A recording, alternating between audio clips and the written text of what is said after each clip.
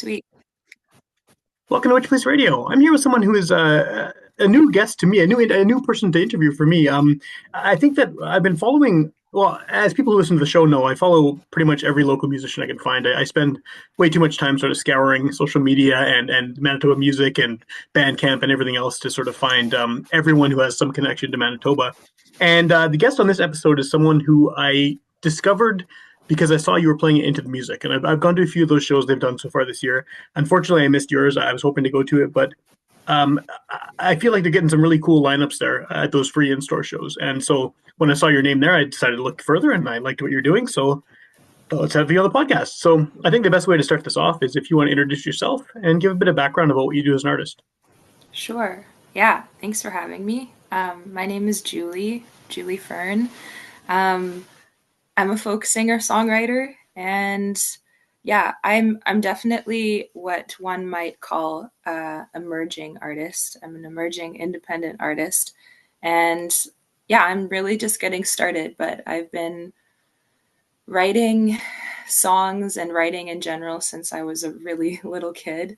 Um, and you know always found music to be super comforting and Yeah, fun. And yeah, I just recently in the past year I've really just zeroed in, like, no, this is what I'm here to do and what I want to do, so that's what cool. I'm doing. So this is really new then. I mean, obviously, like you Yeah. said, you've been music's been part of what you do for a long time, but this sort of focus on being a solo artist and doing shows and stuff. What was the sort of what was the reason for jumping in now? Like, why did you decide that now was the time to take this on? I think I reached a point where I wasn't happy with my life, and I realized that I was being um, I'd really boxed myself into a certain identity that just wasn't me at all. Okay, And coming out of that, like, I always kept doing music, but it was like it's almost like when you're pushed to your edges and you realize something has to change, something's got to give. sure. So that's kind of what happened. Like, it was, just a life experience. But yeah, and music was like the thing that was still shining, that kept me going. And I was like, yeah, no, I can't ignore this any longer. I have to just do it. Cool. So do you Yeah. feel now that you've sort of just done it for a year or so, like do you feel it was the right choice? Does it seem like it was a good decision?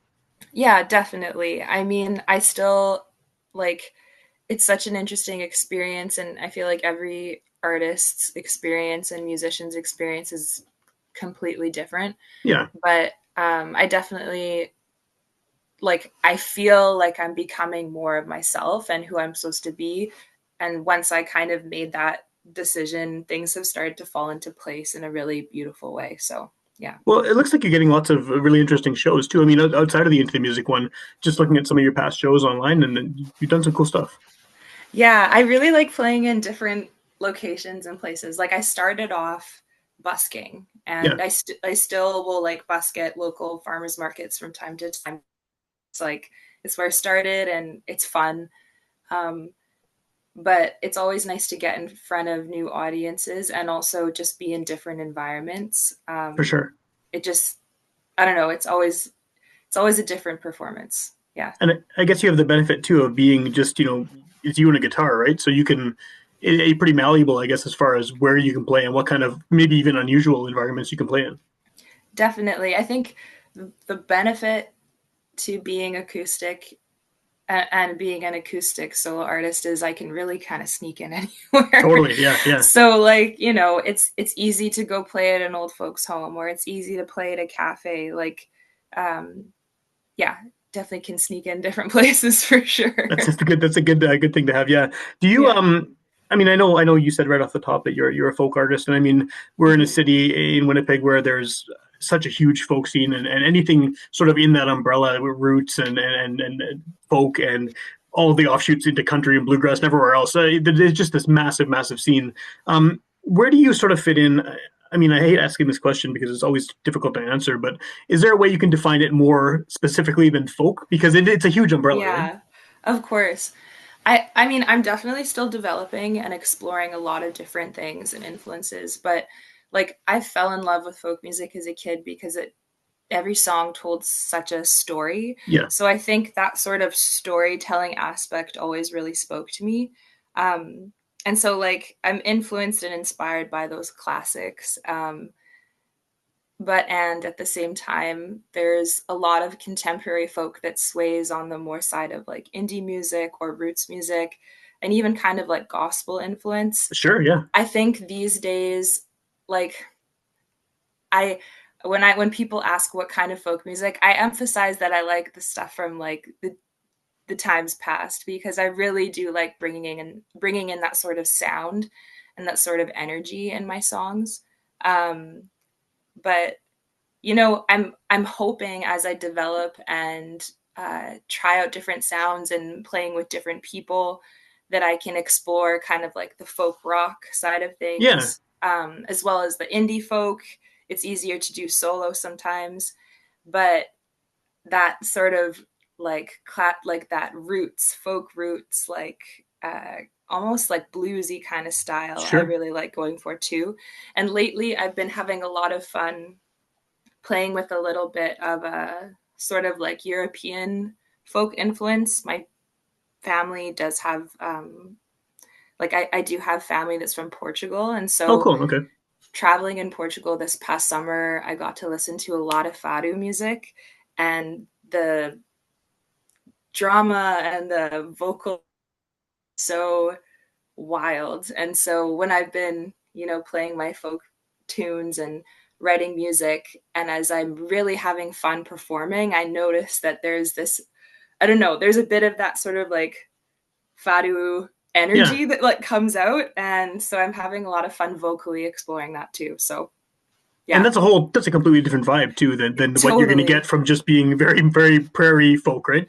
Yeah, yeah. And it is, I like that you say prairie folk because, you know, I think of like Neil Young and I think of like that sort of sound. And I love that. I love Yeah, that sound. But I love the little like I don't know that bluesy flair that's has a bit of like European like rhythm to it or something. That's something that I'm kind of exploring these days. So yeah, I think so. European stuff, just because of the like, just the length of time it's existed for, it's had so many different influences and developed in so many different ways too. So even just getting a bit of that in your sound, you're kind of in a not so direct way connecting with all these different other genres that have sort of melded into that, and then now into what you're doing.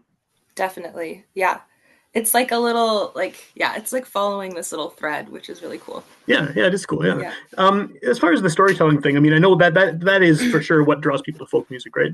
And I think that I mean, Neil Young's a great example of someone whose lyrics are equally as important as the music. I mean, I like listening to Neil Young. I mean, I love Neil Young, but I like listening to him play something that's just like 10 minutes of feedback. But I also like listening to the very heartfelt, like very intense kind of folk stuff.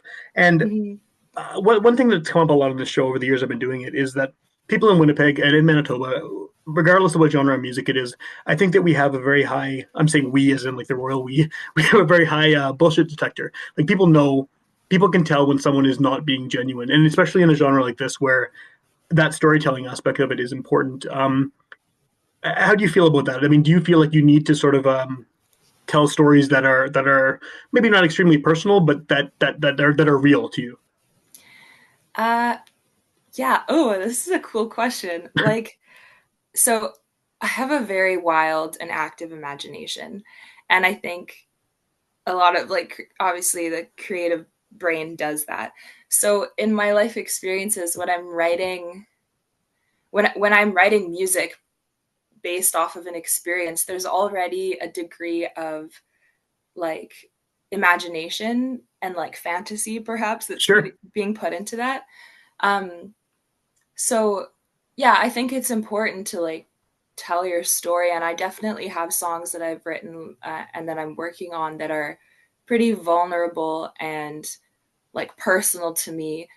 But at the same time, I really like as a kid when I would listen to like Johnny songs and like I'm just thinking to memories in the car, like as a really little kid listening to certain songs, and I'd never experienced that before ever, what they're singing about.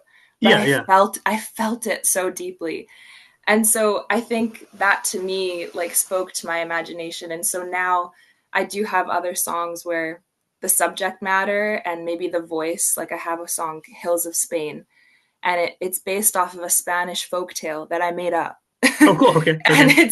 it's the story, it's like kind of this it's a song about uh this love story between a gypsy girl and a boy who they couldn't be together and blah blah blah blah. And so I made up this I wrote this song about real feelings I was having, but then after I wrote the song, this story really came into my mind visually.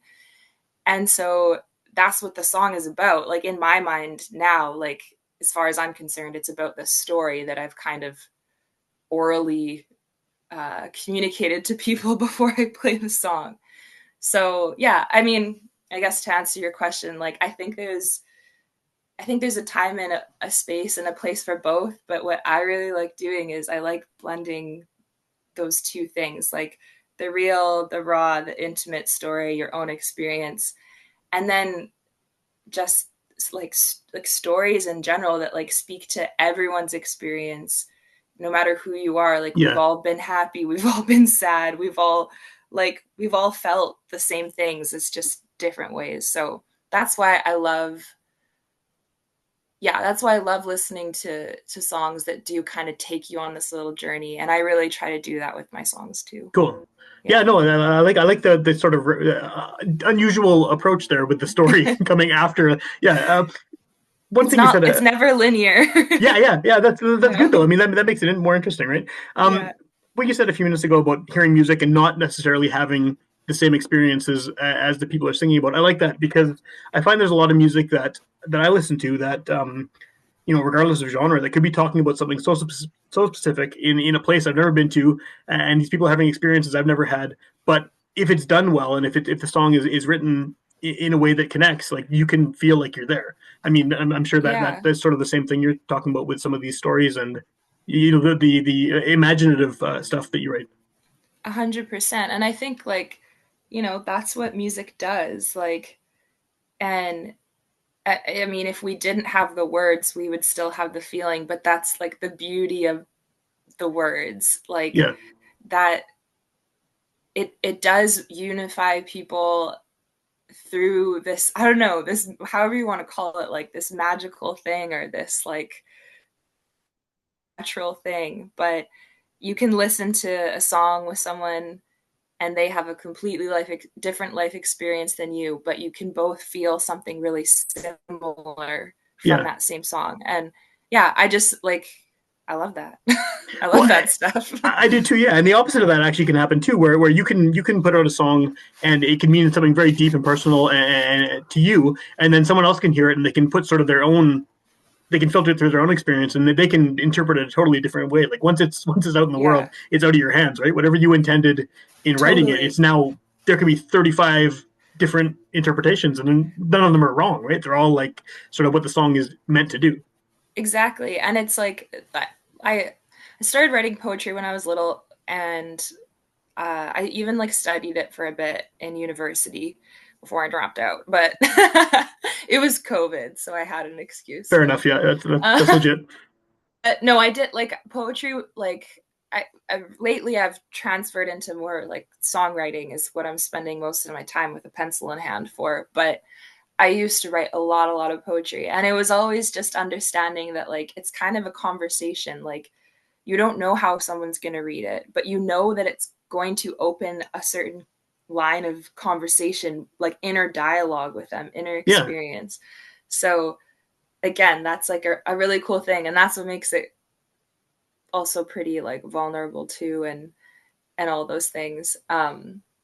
Oh, I was gonna say something else that you made me think of, but I forget now. It's Well, it's okay. okay if it Yeah. comes to you, you can mention it. But Yeah. I do like that idea of this kind of shared parallel vulnerability. Like you're you know Mm-hmm. you're experiencing something, but it's not necessarily the same. But the song made it happen, right? The song made you experience that feeling, whatever it is, and it could be the complete opposite of what the person beside you is feeling. But the fact that you're both feeling means the song worked.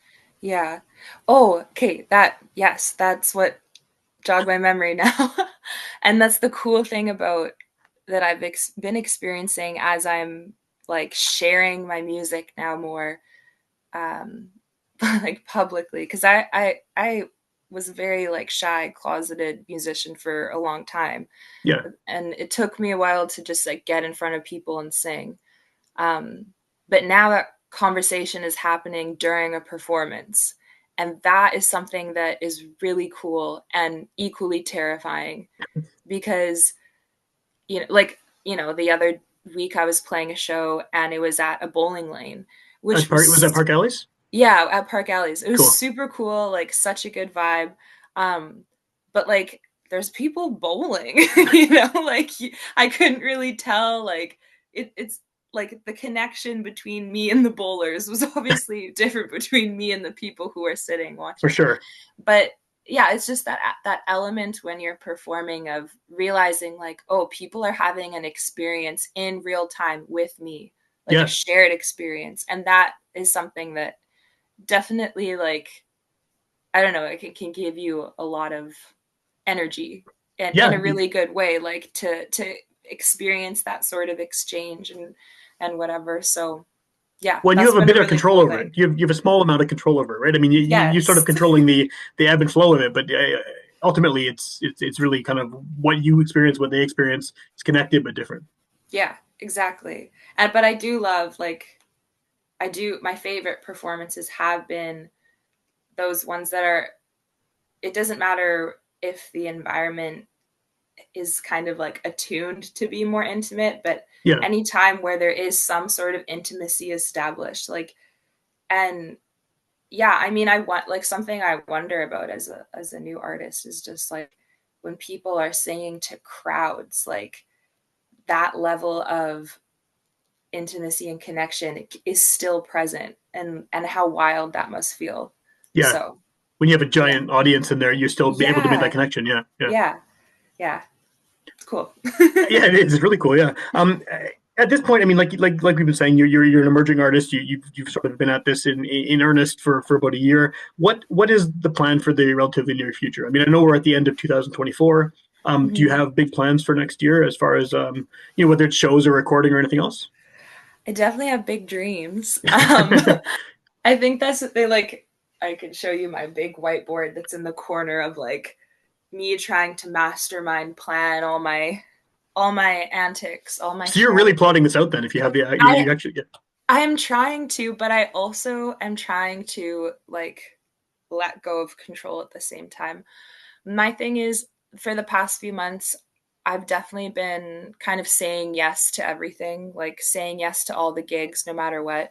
Yeah. And I'm reaching a point in my own capacity and also just the season where I feel like it's time to slow down a bit and go into a bit of a like, creative huddle and really think about um, the concept of my songs and the concept of an album because that is my plan. Like I really do uh, want to record and release music, and I'm a real person, so it's like budgeting, Of figuring out course. how much money I got to save up, like figuring out what I need to have prepared. And right now I'm recording demo tapes with my dad in Cool. the basement, which has That's been awesome. really fun. And it's definitely been like a learning process. Like I started out thinking like I'm going to record these demos like lickety split. I'm going to like send them somewhere magical and then someone's going to call me. And it's like, no, I'm actually, as I'm recording things, I'm learning about structuring my songs and I'm uncovering different ideas and stuff. So right now, the next few months, my plan is to just like keep writing, like writing about everything and making vision boards and like mood boards of what I want this album to be. Okay. And then also just applying for festivals for the summer. Like, I really, really hope to play outdoor venues this summer because it's just so much fun playing outside. Well, that's the best thing Um, about summer here too is that there's so many shows and festivals and things happening. there's tons, like honestly, every other day, and like the little ones are the best ones, I For sure. think. They are. They are. So, and I haven't experienced like a summer in Winnipeg for a while, so I'm really looking forward to it and just catching all the sweet little. But yeah, and so I'm really hoping on my master whiteboard, you'd see like 2025 at some point in the fall slash winter to be like getting recording studio time. Oh, cool. Um, but we'll see.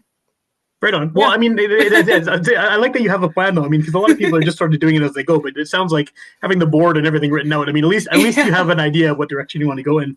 Yeah. The good thing about this being a podcast is someone could hear it the day it comes out. In which case, you're still a new emerging artist, but or they could hear it a year from now or 5 years from now. Because apparently, I can't stop making this show, so it'll be around for a while. And so, if someone hears this, at any point, what's the best way to find out more about you, hear more of your music, Yeah. whatever you have at that point? So my website is juliefernmusic.com.